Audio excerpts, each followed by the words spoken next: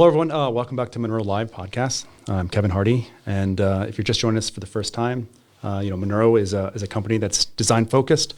We focus on cost reductions, design optimizations, and leveraging essentially those principles from a manufacturing perspective to essentially help our customers in various industries. And today we're talking with David Smith, the CEO of Robinson Helicopters. So I'm super excited about this because I've been a big aviation enthusiast my entire life. At one point in time, I was going to try and be an Army pilot, but just life went a different direction. But I was very excited to have a chance to have a quick talk with you. So David, if you want to give just kind of a brief background, and we'll kind of go from there. Sure.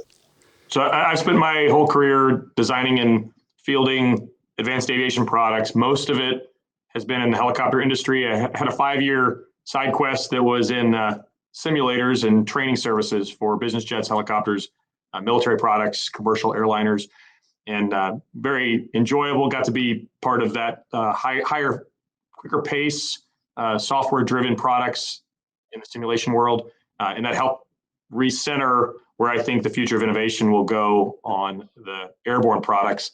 And recently, the last couple of years, I've been part of Robinson Helicopter Company, and I took over leadership a little bit over 18 months ago, and have been able to help chart the next 50-year kind of epic of the Robinson Helicopter Company.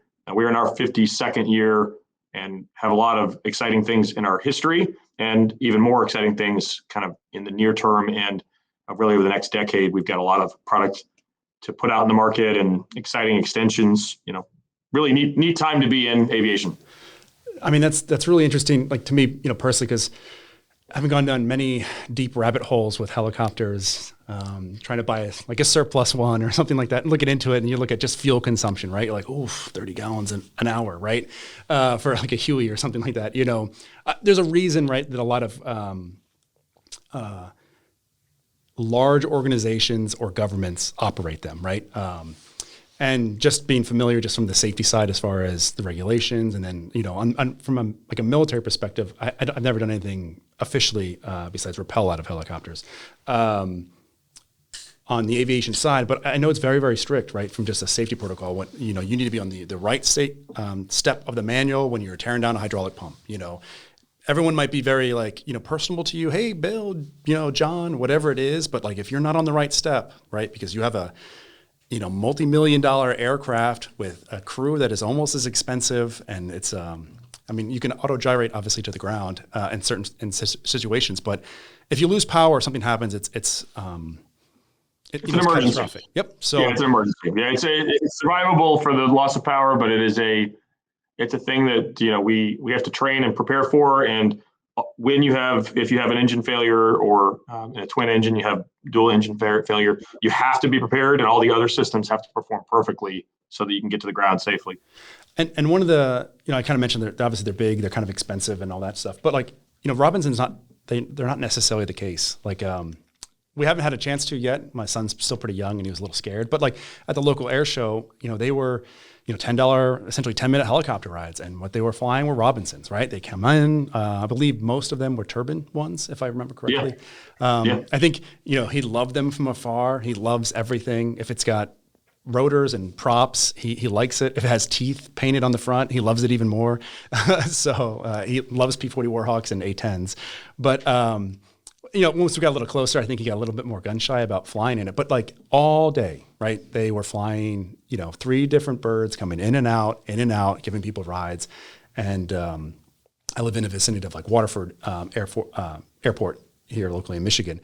And that's what you see fly all the time. And I think it kind of speaks to one thing I've found interesting about them is just the relative affordability of them, right? And I think it kind of speaks to, what I understand, you guys have been a private company for a long time and are relatively vertically integrated. So I think it's interesting to see how companies control costs or what they're doing and how they design for that. So would you be able to speak a little bit on the legacy? Yeah, what drives the aviation cost picture? The single biggest thing is you have high precision, high quality standards. Everything has to be within a very narrow range to meet the performance and the durability requirements. So it adds a layer of cost on any general aviation product, any aviation product, even in commercial. And then you add a layer on top of that. Helicopters have even more critical weight versus cost versus durability trade-offs that you have to make to beat gravity, every day. Literally, yeah. Right. So when we looked at, and the founder did a great job of this. He had lived inside the belly of the beast of a bunch of big defense contractors and saw how quickly they became very deep organizations, lots of people, lots of overhead, plus you pay vendors in every pass, and you end up giving away margin that ultimately he felt, and I think we continue to live this here, should be given to ultimately the customer. And that is a massive multiplier of customer opportunity and demand. They can make more missions happen. They can do more things with them. So you couldn't dream, before Frank existed, you couldn't dream of a county fair offering flights at a reasonable price where families could do it. And I think that is something that uniquely Robinson offers in our lightest products. And then as we progress further, we're going to carry that forward into new products as well. So our R88, which is a 10-seat aircraft, will offer a lot of missions that are becoming more difficult to do financially. A good one is air medical. Air medical is capped in the U.S. by how much they can bill to insurance companies and Medicare, Medicaid. And so ultimately aircraft prices and cost to operate them have gone up to the point where you might not be able to make a business out of it. And I would love to see a future where every rural community in the U.S. has the latest they all have satellite and the ability for Starlink nowadays. They should also have air medical services. And so, that's the kind of thing that we believe we can unlock with affordable, durable. So you don't have to have redundant aircraft. You don't have to have backup aircraft. Our history has been that in the most difficult missions, we're talking on a tuna boat where there's one landing pad, you put a Robinson on there and they can do it for a whole season and commercially harness the tuna, that's needed for the commercial demand, and they don't sweat it because they've got a reliable workhorse, Robinson, on the aircraft. And I think that's how we see the mix of vertical integration, keeping the cost down, and keeping the product well engineered so it's a durable product, and then opens up all these markets that, frankly, the military products are just not accessible. They're outside of the reach of normal people. No, I mean that's pretty interesting. Not to get too off topic, but I was recently going through some video footage from I think it was the Special Operations Medical Conference, and they're doing a lot of comparisons to obviously the current war in Ukraine, the global war on terror, and more specifically time to oh God, I'm gonna mess it up. Your role 3, role 1, your whole medical triage, and a big difference, right? In the global war on terror. It's on average to the next surgical layer of care was 43 minutes, largely dictated on flight time, right? So essentially where you were at, where the birds were at in relation to that, what the air status was. And then you look at something more conventional, what's happening obviously in Ukraine right now, and it's hours, right? And they just cannot, because airspace isn't clear for various reasons, but it just was, they had this whole chart that they walked down of that golden hour, and then how fast you were able to get people into urgent surgical care and save them. When I was at Bell, I did most of my career at Bell. The V-22 was changing the way that those types of medical evacuations were done, and the number of people that are alive today because the Iraq and Afghanistan wars had access to tilt rotors. It could literally get you from the middle of the bloodiest battle in Iraq and take you to Germany for surgery. And they had several examples of large casualty events where they were pulling multiple groups of people out on V-22s, taking them directly there, and they were in-air refueling all the way. And the kinds of things that are really, you couldn't have even anticipated all that when the product was developed. That's what I love about aviation is these are things that maybe the engineers contemplated in-air refueling, or they contemplated air medical. They didn't contemplate the time combination of how many lives that would save and how many people are, alive that wouldn't have otherwise been. And we saw it before that in Vietnam. That was part of why so many people were injured, seriously injured, of course, in horrible situations. But they're alive because they were medevaced out. Yeah, no, it's just something that kind of spoke to me as far as looking at the price caps and the issues that we have now with air medical. because it is one of the, or even just search and rescue or anything like that, So like in Michigan here, we got a lot of coastline. You don't see it a lot, but every now and then, like a Coast Guard, bird will fly over, and if there's an issue, they can attend to it. But you just see. It's one of the reasons I was excited to kind of talk to you guys, because I didn't know a lot about it. I've always been interested in it, and of just kind of how you guys were able to deliver some aspects of that. Because you talk about the search and rescue, a really passionate topic of mine, and we'll talk about it maybe some in the discussion. We acquired Ascent Aerosystems a year and a half ago, and part of the mission use case that we started, why we even talked to them to begin with, was accelerated search and rescue. And the idea was, I had a bunch of law enforcement customers that fly relatively small fleets, and what they find themselves doing is once a week they're finding missing persons in the backcountries of some of the hiking communities in the southwestern U.S., or they're in the swamps of Florida, some that are coastal search and rescue.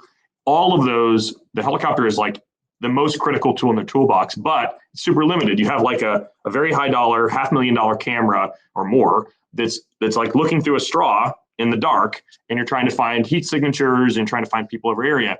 That is perfect for disruption in the drone space mixed with helicopters. The idea, and we've demonstrated it now, and we're kind of turning it into a commercial product, is our little drones that are, this is one of them, this is the smallest guy, and they're coaxial drones, so they have really good physics and efficiency and durability, but they're air launchable. And so we've launched the drones from helicopters, all sorts of other vehicles too, submarines and boats and moving cars and C-130s. You can drop all these things and provide mass coverage quickly for finding the good guy, the missing child, the disabled adult, et cetera. Or obviously in a public safety application, you can find the person you're looking for quicker that's disappeared into a crowd, and you're trying to find the unique signature of this security threat. So we've done it. It's extremely fast, and the ability for the operator in the aircraft to not be plagued with additional workload. The drones fly themselves. They're providing the ISR intelligence back to the officer and say, hey, I think I found something, the drone says. The crew can say, oh, absolutely, let's go validate it. It'll slew the camera, give the big high dollar camera, the ability to confirm that it's a correct find. And then of course that can be geolocated back to the ground deputies that can make the recovery. And I think that's the kind of future of advanced air mobility that we see, that it's going to be a massive, massive change in the safety equation, So would you say, like, with your acquisition of Ascent, that there's kind of like a software / communication? Oh, just for, if anyone doesn't know what ISR, it's intelligence, surveillance, and reconnaissance. Actually, there's many, many versions of ISR, but that's what we're talking about in this particular instance. Cameras with wings. Yeah. Yeah. So, is it like, is your thought that there's kind of like there's obviously the airframe and the mobility aspect of the drone. There's the software aspect of it. And this maybe gets a little bit to some of your background elsewhere. And then there's kind of like the systems integration aspect as well, from like whatever platform that it's being worked with. And in this case, if we were to tie it back to like with helicopters, it could be deployed from, work with, and then also feed data to. Let's see. How do you see, like, I know that's kind of like your immediate area that you're going, but maybe like within the next 50 years, how do you see like technology like that, I guess, being leveraged in your, like, we'll just say like, something like the future of the R22, for instance, right? Like your kind of your entry level, well, I mean, the R22 is a great example of, we've had a lot of customers that are interested in the unmanned variant. We've got a partner that we've worked with to build an unmanned version, and it's proven it does the mission as the initial launch case was developed. And we expect that over time, things like a small 2-seat aircraft, and it's the inventory cost to build an R22 unmanned is a few $100,000. And you can load that with drones on board. It can fly for several hours, particularly if you want to add additional fuel tank for it. You can provide effectively overwatch at almost virtually no cost versus what the typical run costs are of crewed aircraft used in sort of single point aerial assets around sporting events and the like.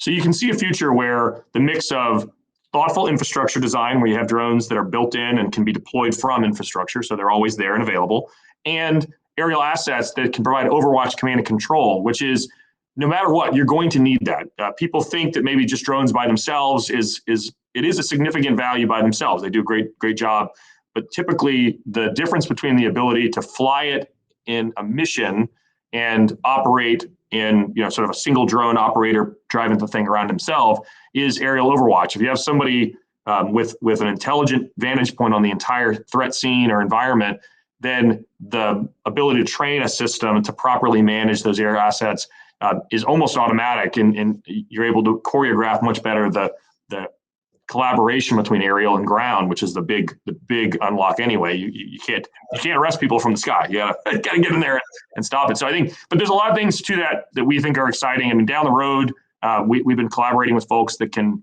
provide much more direct intervention on things like car chases. Those happen too much. They take too many innocent lives. We think that the most effective way to mitigate a car chase is to eliminate them altogether. And so we think these aerial assets can be deployed as the countermeasures from a flying aircraft, manned or unmanned. And that's the library of tools that we're working on to give public safety, border security, civil defense in terms of management of critical infrastructure, things like power plants. And today there's a lot of helicopters that are in use flying for the Air Force to guard the U.S. Missile silos all over the country. Those things can be done more elegantly, more cost effectively, and with less risk to human life. And I think that's a big part of what we're trying to offer over these next 10, 20, 30, 50 years, Sure. So it's kind of an interesting point, right? Like if you have just from like a weight perspective, I was hunting this last week and we were talking about like, we should bring a seaplane into this thing. I'm like, yeah, but there's so little available weight. Like we can get in with a plane. And then I don't own one. Just they're sweet. When I was in college, they're hard. That's a tough mission. But we just wasn't a lot of weight. Like you could get like maybe one deer out with you, maybe two if you quartered them and bring them with you. Just because there's just not a lot of payload, you take a lot of the payload up with the floats, and then depending on where you're at and the conditions which you're taking off from. But I'm kind of interested from like a manufacturing perspective. So you have like a 2-seat or a multi-seat aircraft. There's the weight associated with whoever you're protecting for, like the 95th percentile male or something like that, right? Like how do you envision, let's just say like the production lines? Because you've always, if you have this history of vertical integration, doing that, we'll say like the core powertrain and avionics of your current manned aircraft, are they easy to adapt to, let's say, and not just like the carryover hulls right now, they're just essentially a helicopter with nobody in them where you could man them if you wanted to. But how easy are they to adapt to, let's say, like a true unmanned platform? Yeah, the powertrain's easy. It's actually quite a simple and straightforward process. We've got several partners who've done it, most notably Rotor Technologies in New Hampshire. We got a great collaboration with them, and they've done it on 2 of our models already and had real good success with effectively eliminating all of the human-driven avionics, the stuff that presents information that isn't required anymore. And they've made it a full cargo capability and a spray capability. Very, very supportable. In fact, drops the price quite a bit, makes the product much simpler. So I think it's a great value proposition. So we'll show more of that in the years to come. We're working to deliver the first units commercially to some customers in Brazil and expect that to be a big part of the 26 calendar year. But on top of that, I think when you get down to it, I was describing this to my marketing team earlier this week, actually, that there's a real difference between optionally piloted and a drone, effectively, or an unmanned system that is built that way. Both the redundancy requirements means you can do with less redundancy from a risk perspective.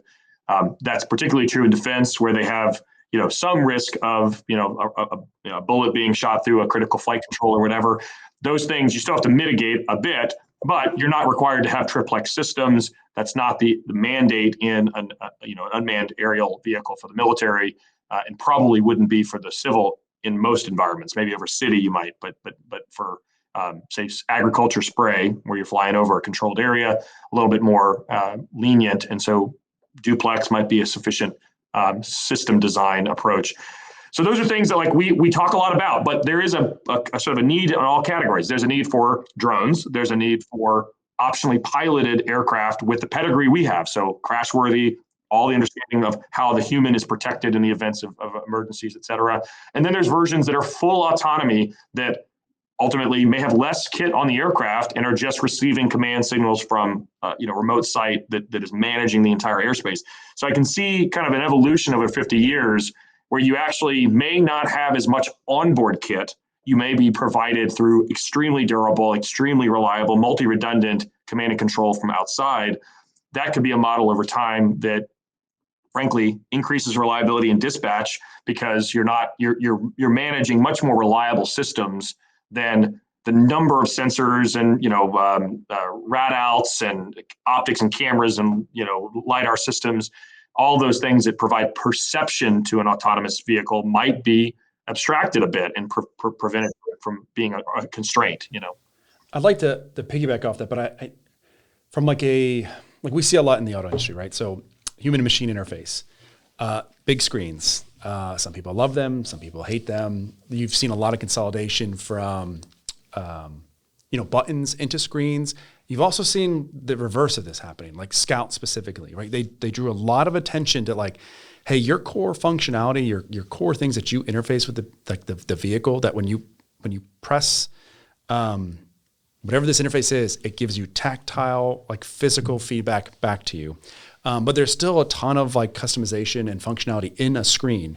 And I see a lot with, pilots doing their solos and stuff like that, like iPads, right? They're essentially, you're seeing some of this stuff being consolidated into kind of, your traditional screen or digital interface.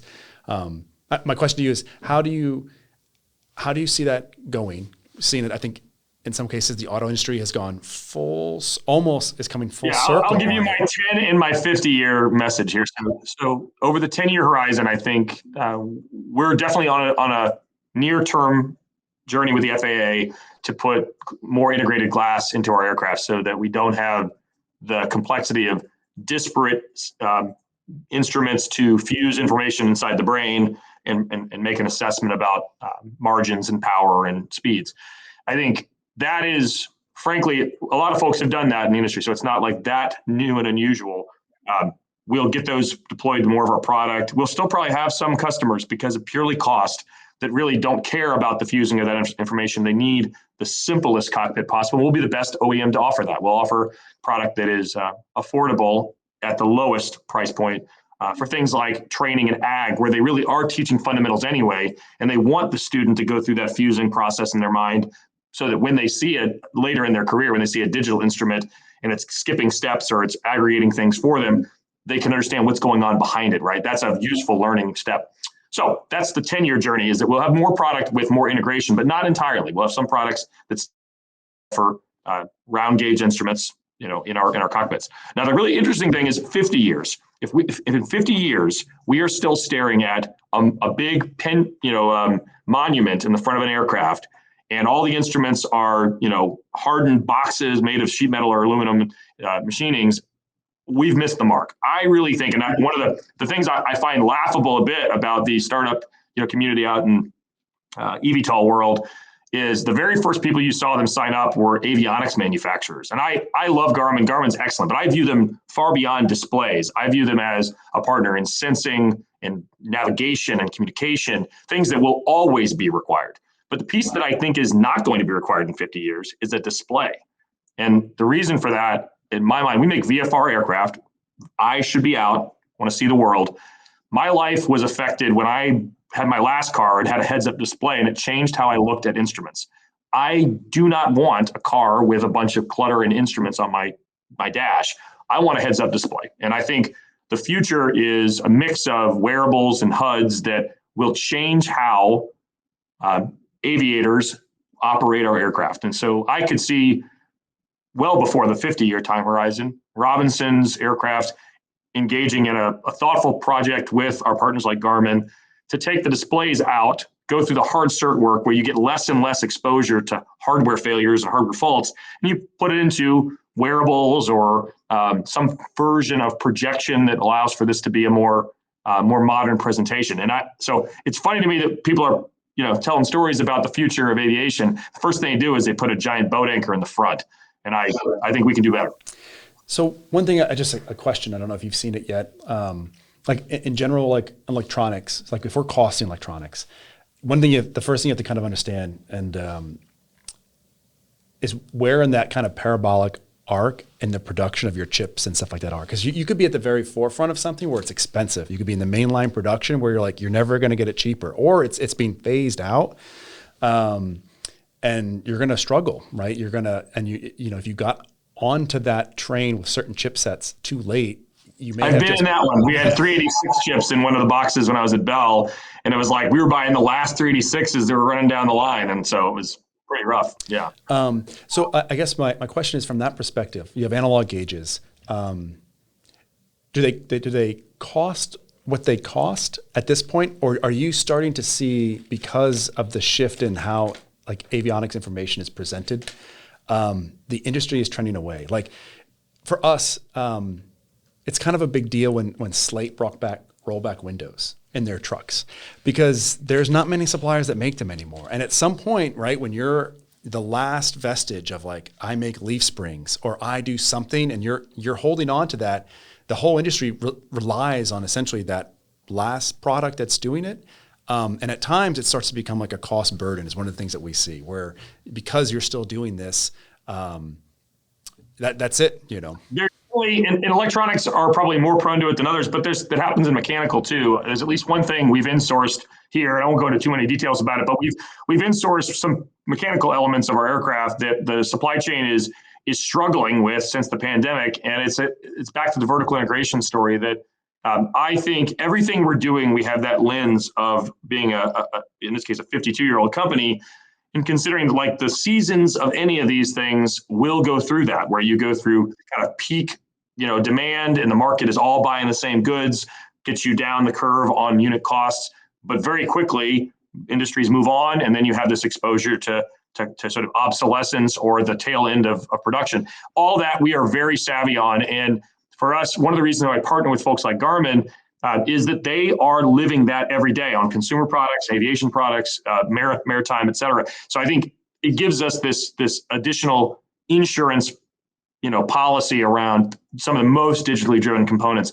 Another big partner of ours is Mid-Continent Avionics, and they do a lot of our round instruments, and they're not like classical round instruments. They are modern, and they're very, very thoughtfully designed with more complex electronics inside them.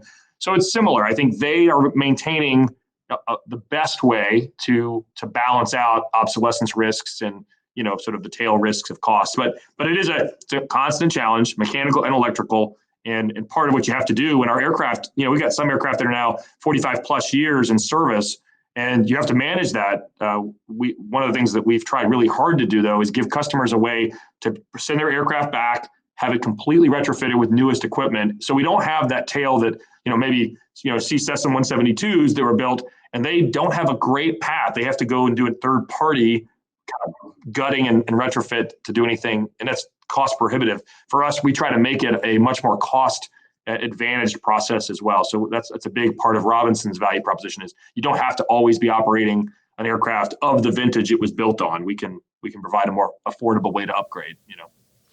No, that's pretty interesting because like I think airframes are kind of unique in that regard as far as transportation. They're pretty closely regulated, hours, flight time, what's going on with them in comparison to like your average automobile. I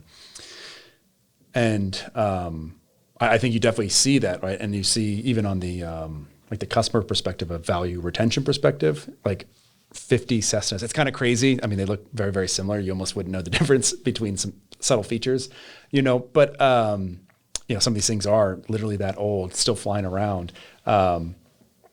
So how would you, from like with your software, from that software perspective, and you think like maybe let's say for that 50-year view and just this human to machine interface, do you see, especially as like a company that specializes in like entry level helicopters, like AI augmenting a lot of what happens in the future?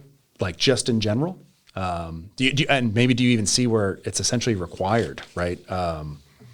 going forward? I'm just kind of curious because that then drives electrical architecture, memory, onboard storage, and whatever you're doing. Like there might be a whole host of systems that you've never planned to put on a helicopter, or to now put on a helicopter, or maybe you're putting them on. We've been looking closely at these things, and as an example, we've been collaborating with folks that are doing AI threat detection as the primary kind of mission case, perception of threats inbound to an aircraft, perhaps drones, birds, that kind of thing. Similar one we've got is a partner that's working on using high fidelity LiDAR and AI to identify threats in route that are stationary, but very difficult to see, wires being the biggest. But sometimes landing obstructions can come from small things. You might have a small piece of equipment, tools, or whatever adjacent to a landing site, and that can cause a dynamic rollover if you clip it. So these are things that like AI is great for. There's a really significant cert barrier, and I won't drag down the conversation with the cert barrier. It's very hard. But the other piece that's really technically difficult is today you put a GPU on, you put the power requirements for the GPU on, and you have to deal with the thermal requirements that come off those systems. It's massive. In an aircraft that is defeating gravity, 400 times a minute is pretty difficult from my perspective to fit that equation today. So we've looked at these things. We know, for example, wire strikes over the last 20 years have caused 6 fatal accidents in our aircraft that are preventable. And we have actually more than, it's more likely, it's like every other year, so maybe 10 or 15 during that period. But ultimately, it is a threat we really want to mitigate over time. And it's something that it is very often an unsurvivable event today. There's cutters, there's things that have been trying to do detection for powered wires. A lot of the wires impact guy lines for towers and things that are not powered. So for us, we want to tackle this. So the challenge to how do you solve it is packaging and weight and cost. So we are looking at the emerging frontier of how they're shrinking down chipsets, they're reducing thermal requirements, they're reducing the sort of power requirements. That's going to play a big enabler for AI in aircraft applications. So in the meanwhile, though, we are using it in other places. So I've got it in the factory right now, doing some unique robotics that built off of an AI engine for improving the fidelity of our sanding processes for blades. Not sexy, but very, very high value.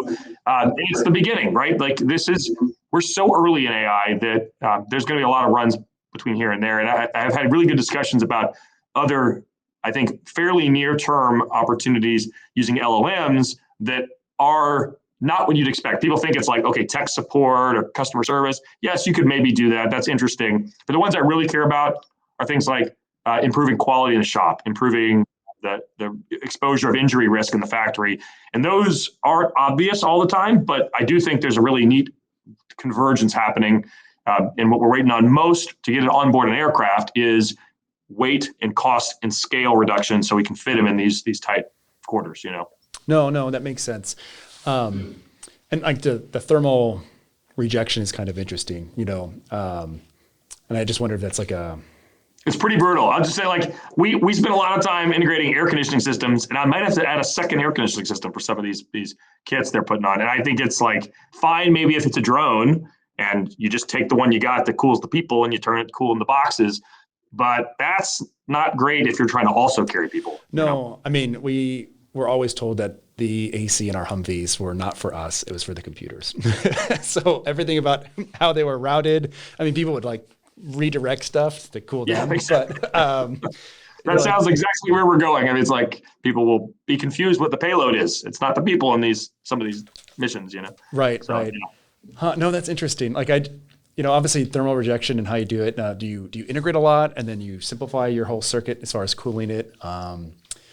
And just, like thinking out loud, do you like push it to the skin or closer to the skin? Do you make the whole aircraft a heat sink, right? I just know from flying, like it's always best if doors are open to be facing the back of the aircraft because you're gonna have a rough time facing forward when the air is whipping in. And it's on the hottest of days, it can be a bit of a cool experience because of how much air is moving past the surface. But, so, a conversation maybe worth having too. We've been doing a lot of work with hydrogen fuel cells. We got an aircraft that's flying literally right now. They've been doing a lot of high power hover work this week up in Montreal. And the great thing about it is it's zero emissions. It drips, basically water vapor coming out the back. But it takes a tremendous amount of heat rejection for the hover case in particular and the ground case, because you have no ram air coming in. So it's got these huge nacelles. People look at them and they think, why do you have a jet engine on the side of your aircraft? It's got these two big nacelles that are fans, and they're just massive heat exchangers and big fans that are driving on the ground for that required cooling. And I think when you think about things like that, that there's a really significant long-term, maybe over the 50 years, we're going to solve this with superconductors and things that will be massive unlocks. And I think we're looking at it as we start with the architectures, we know the constraints, we know the thermal dependencies, and we make sure that as the technology is available, we start to drive this basically sudden and rapid infusion of these new techs that we start already having a certified product, and we're just swapping parts at that point. That's the goal for our hydrogen fuel cell project, is that we know that there's improvements in fuel cell that go higher and higher temp and allow that to be still highly efficient. And similarly, the electronics in these AI components is limited today by today's tech. I don't want to decide my product roadmap for 50 years based on that. So we're designing with it, and I believe that over time, many of those thermal constraints and the packaging constraints will start to come down, and we'll be the farthest along the certification journey. So that's how we look at these things, No, that's a pretty interesting view set to try and stay current, protect for it, and but not be constrained with it too, right? So from do you feel like, I know on our side, some of our biggest customers, there's tens of millions of dollars associated with CO2 emissions and certain vehicle packages or offerings, which they love building, people love buying, but man, if they were like, from an emissions perspective, like if we just got rid of this solves like all of our problems, right? Do you, like, obviously from typically speaking, right, like boats, a lot of recreational aircraft completely fall outside of like your normal like emissions control schemes, but like with your investigation into hydrogen, is this due to some pressures that you're feeling on the regulatory side from fuel, or just something that you're interested in pursuing? It's interesting. There's actually like three different kind of segments for it, right? There's people that are buyers of our aircraft that in their personal lives, they were the first adopters of EVs, and they did it because they believe in the cause. They believe that even if the severity is debatable or the actual direct effect of it is debatable, if you live in a place that has bad air quality, you are motivated to do things in your life that you can do better. And so I feel like that's one tranche of people that are interested, and we're going to provide products when the technology is available to offer those folks a product from our portfolio. The second, though, is really interesting to me, where there are people that I think do believe it will unlock specific missions. So flight over controlled rainforests and national parks, very sensitive areas with unique sensitive requirements. Those folks, there's a decent amount of that. And honestly, we don't know how much it could be. There's a lot of markets that fight very hard against our aircraft for the incremental, and it's very small. I mean, truly, we even though there's a lot of fuel that is consumed, the emissions don't live on the soil and they don't get into the water and things. There's been a lot of testing on that, but it is a concern. And so we think we can help mitigate that and open up new markets with it. There's a third, though, that I'm increasingly interested in, which is that in the world where small modular nuclear reactors exist, you can localize power production for, let's just talk about the building of super cities in the Middle East, or the building of mines in Africa, or the need for remote, very austere locations of support in India in the mountains. And you need to provide defense, you need to provide awareness and ISR. All those things might be served well by a central power generation capability, whether it's today might be gas turbine of its own, and they just feed the gas turbine engine with fuel less frequently, big tanks, ground infrastructure, all that. But in the future, maybe it's an SMR and it's running small modular nuclear reactor that is producing power for that little area. And we've been approached by a number of significant, we're talking multi-billion-dollar international conglomerates that own these things and are trying to solve logistics. And they want to have something that is available at the base and has no dependency really on energy coming in on a truck every day. And so I think that's what we see as a really neat unlock coming down the pipe. And they value the ability to land in confined areas with indefinite hovers. So none of these eVTOLs work for them. They've looked at it. They need a helicopter and they need an electric one, something that has an alternate power plant. So whether you generate the hydrogen locally or you power it directly with electric, either of those could work for their use case. No, I mean, I think that's pretty interesting. I mean, we've dabbled for various customers in the past with that. And part of why we were asked to look at it, I think, is because of just, if you were to scale something like that up, how do you do it, right? And there's nothing that's built in volume in the world like automobiles, right? Just how complex they are. And there's just certain things that, for better or for worse, that we do a certain way, sometimes worse for sure. If you want to scale something like that up. And I think there is a lot of interest in that in general. I think uniformly across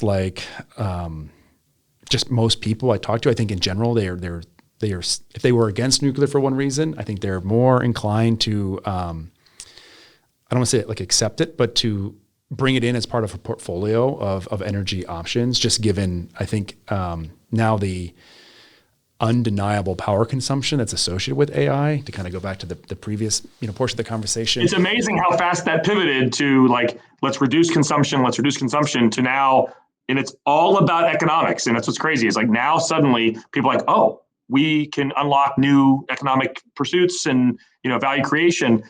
Suddenly we went from consumer reduction to now let's just quintuple the production of power to meet the demand. And it's a really interesting time.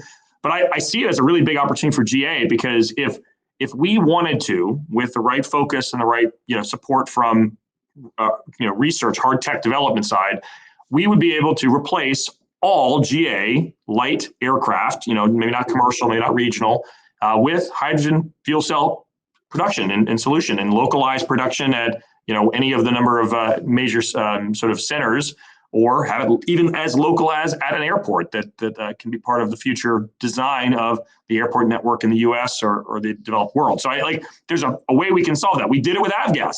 We just came up with that formulation for the required aviation grade fuels. And it was difficult to distribute, difficult to refine, unique, bespoke, et cetera. So I think now it's our chance. It's our opportunity to think that way for the next 50 years. Maybe we commit to it as a group. If I can go just back to your rotor blades, I don't know off the top of my head their construction. Metal. Oh, okay. I can give you kind of the differential. I did a lot of composite blades in my previous life at Bell, but I can give you why it's metal and what this is. I think a derivative of a discussion that Elon Musk had about why Starship is stainless steel and not carbon fiber in any meaningful way. And metal structures offer a lot of really good things for the ability for the aircraft to handle thermal variation really well. There's no differentials in the way that you eventually have metal parts in your rotor systems, even if you have composite systems. You ultimately have metal abrasion strips. Typically, you also have metal elements in the hub joints and attachment points. You deal with thermal expansion differences because those lead to localized stresses and things. All of that is problematic in particularly structural design, less so in the blades because they are bolted and independent. But you still have that on the abrasion strip, and you got to deal with the design of dissimilar metals and dissimilar thermal behaviors. All that's tough. Plus, allowables are not easy in composites for helicopters in particular, both the high cycle and low cycle fatigue that puts unique constraints on it for taking a small defect or void and driving it apart and creating terminal failure. So I've done all those things in my past life, and I watched what we build here. We build thousands and thousands of main rotor blades every year, and the capability to do it at scale with a workforce that we hire out of the local community here. We train them how to both work the metal, how to create the sort of the finished abrasion. In our case, our spar is the leading edge as well, so it's kind of the abrasion strip equivalent. And that spar is an extruded form, get some work done here, mill and some twist and finishing. And then the bonding process can be trained and taught and controlled. And extreme quality, you do the testing on every blade, so we know the bond quality is really good. We can deliver an entire rotor set of blades for less than it costs to ship our competitors' blades to the customer. And it's to do that is a staggering advantage. And it means you're not having people repair blades. You're not having these complicated, expensive parts move through a back and forth exchange with customers, which is what happens with our competitors. So it's got a lot of hallmarks that are better. The drawbacks are we can't be as cute. I use that word intentionally, cute with the twist and cute with the shapes and all that. Honestly, if that were so good, why is my aircraft the most weight efficient product on the market? And the answer is they're cute, they're complex, they're hard to build, they're expensive, et cetera. On the other guy's side, ultimately, it is about lifting things efficiently, and we do it the best. So who's winning here? So that's the calculus side. I'm not a blade designer, but I did a lot of blade work in my previous life. But I just know that ultimately the figure of merit that you care about is lift per sort of the unit of the airframe and aircraft, and we win. No, it's an interesting point, just because weight begets weight, and sometimes, right. Even if you had like a light rotating assembly, that helps, right? As far as spin up and some of the maybe more dynamic, like throttle inputs, I guess you could say. But obviously from an inspection or pre-flight perspective, there's a lot more that goes into that, and then a lot more concern if something were to happen. But like the hull of your aircraft, is that a layup or? Nope. Sheet metal, and a little bit of fiberglass composites for our secondary structure. So like the roof and the chin are secondary structural elements with RTM fiberglass and hand laid up in some cases fiberglass. But for the most part, what we end up with is the primary structure is a spine of the aircraft. They're keels, sheet metal keels. And I use the example, we give people a tour of the factory. I give them some of the hydroformed, extremely tough, durable, complex shape formed aluminum structure. And we have them hold it and say, imagine this out of carbon fiber. How much do you think you'd save, right? It's like, you might save a few ounces on the part that I give them, but I can make literally an entire box of parts for the same part cost as one carbon fiber part. And I know that because I did carbon fiber parts in my last job. And like, we built these parts and paid a tremendous amount per unit, plus all the inspection. Plus, if you do anything to it, damage it on the surface, you have a team of PhDs come and tell you how to repair it in the field. And it's not a durable good. It's a fragile little snowflake, And you mentioned it's interesting because you're doing hydroform spines within the actual airframe. I mean, so like almost every piece of I'll say multi curvature part is hydroformed here on a 17,000 ton hydropress. And we effectively, like the front of the aircraft, you look directly at it, there's a windscreen, and the surround of the windscreen are these closed section, full curvature all the way around aluminum structure that is stiff. And the equivalent part in my previous life was a 15 or 18 ply carbon fiber layup that was obviously obscenely expensive and was prone to voids and marcels and things that led to quality rework and repairs and things. I love that this is a single part for us, and it's like I have a guy that's been doing forming of metal for his whole life, and I don't need a PhD to tell me if the part's good or not. Sure. No, it's interesting. I mean, you see, like I like hydroforming, especially if you need a tube shape. I don't like it when people like start adding a bunch of brackets to it. I'm like, you might as well just stamp it now, because if you need flanges to mount stuff to, just stamp it and put it together, right? Because there's different types of, you can cold form it, you can hydroform it, you can hot blown tube it, and all that stuff. I'm just kind of curious about the rotors, some of the complex shape, Rotor's pretty simple for us. I mean, when our extrusion comes out, it's got a 5 degree twist, pretty limited twist. It can be done with mandrels and things here without too much concern. And then we mill it. We take that and we expand out the foil, the aluminum core material that's basically aluminum foil, and spread that, do the adhesive bond layers. We do the skins ourselves. We cut those on water jet and form them ourselves. We actually just put an enormous new water jet in place that's for the R88 because it's a much larger blade and didn't quite fit on the old machine that did the R66. But yeah, we do a lot of water jet followed by forming for almost everything else. The rotor blades just have a limited form, just really the skin with kind of a taco shell piece. Those skins come together on the bond lines. And so the skins are the biggest thing we cut and form, but it's a fairly gentle form on that one, airfoil shaped. Could you hydroform and get more complex geometry in your rotor blades? It's possible. This is back to like, if there was a call for something like I saw this in my previous life. I'm an engineer, so I'm a recovering engineer, never the best engineer. But my experience is that because something can be done, an engineer will do it. And not always is there a should we do that question.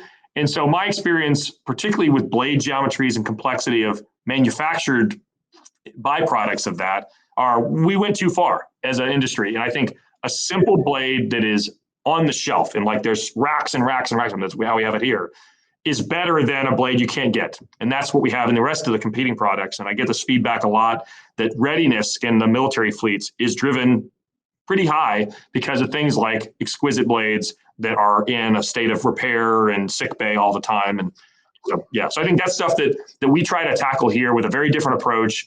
And I want to have, if you have a problem with your blade, send it back. We'll send you another one.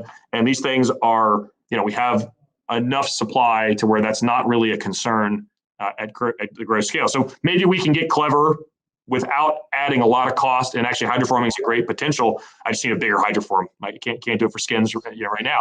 But ultimately, those are things we're looking at. And I'd rather stick with metal structures that are kind of fit our cost, fit our training and our skill set here, than look at the composites. We did a composite design with an outside house. Right as I was coming in, one of my first things we did was we killed the project because the cost was going to be so obscenely high. The life extension was not enough to justify that extremely high cost. So I was thinking, like, what's the ultimately dollar per hour is a metric that people plan a business around.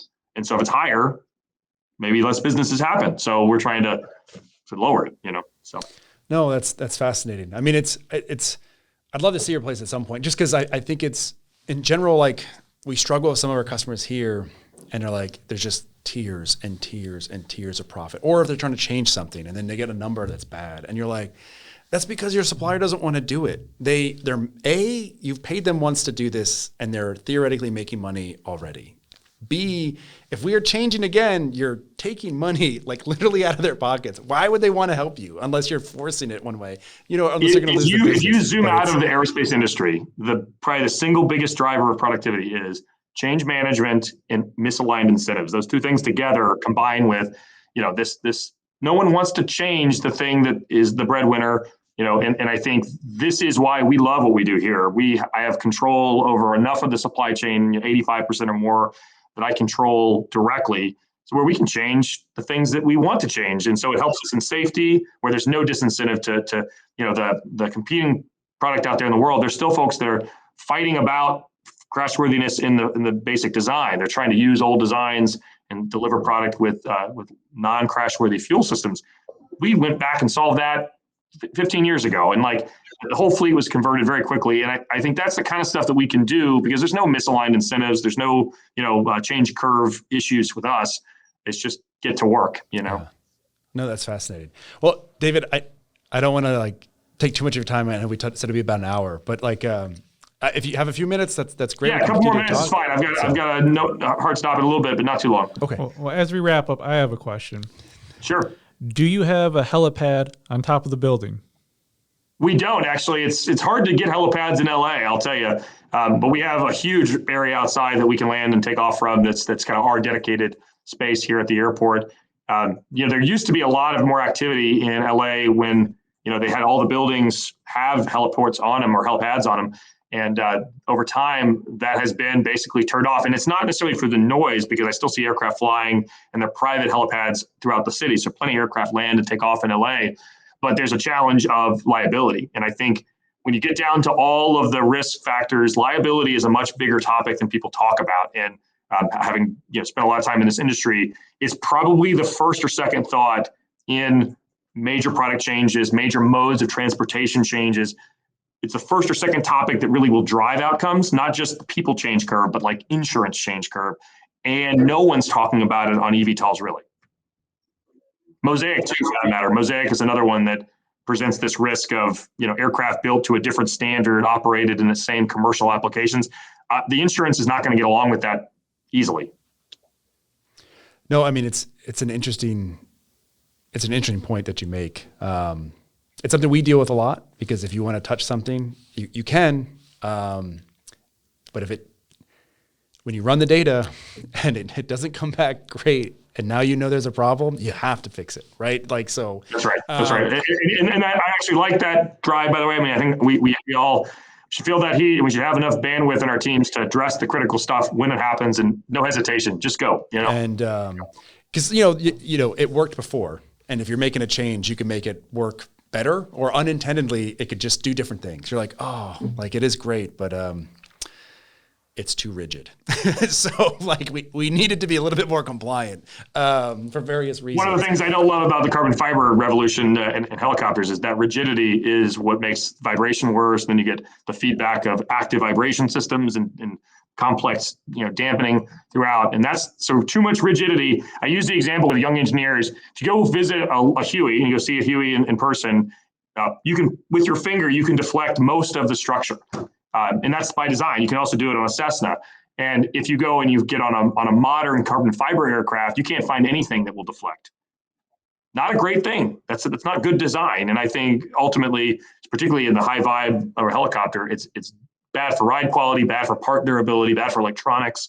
So, Speaking of designs, how many different helicopters do you guys have?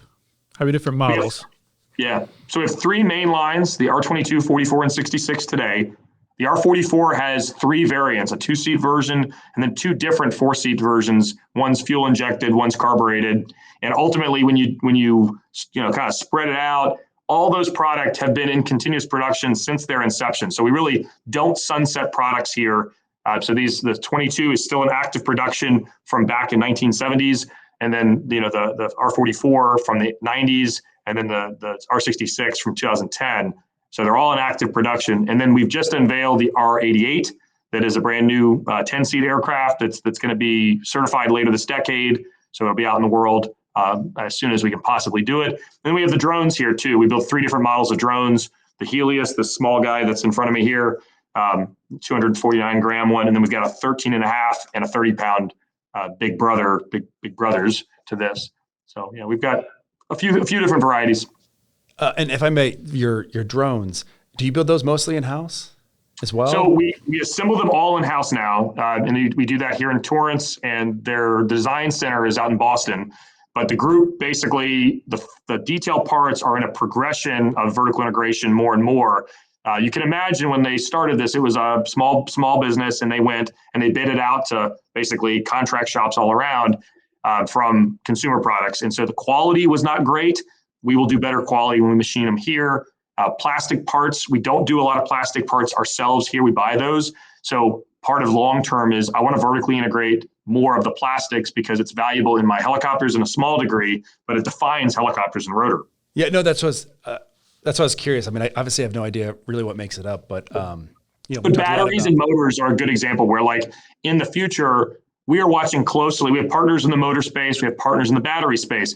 It is possible that those folks will collaborate with us to let us build them here in a joint venture or in a partnership of some kind. I want to build those components for the future as well, because like batteries, we can buy cells in the millions of cells, per year for both drones and for helicopters with common cell architectures, and then do different packs and different modules that would support the ultimate end product. And I think that's a really good way to get the cost, equation to work in our favor.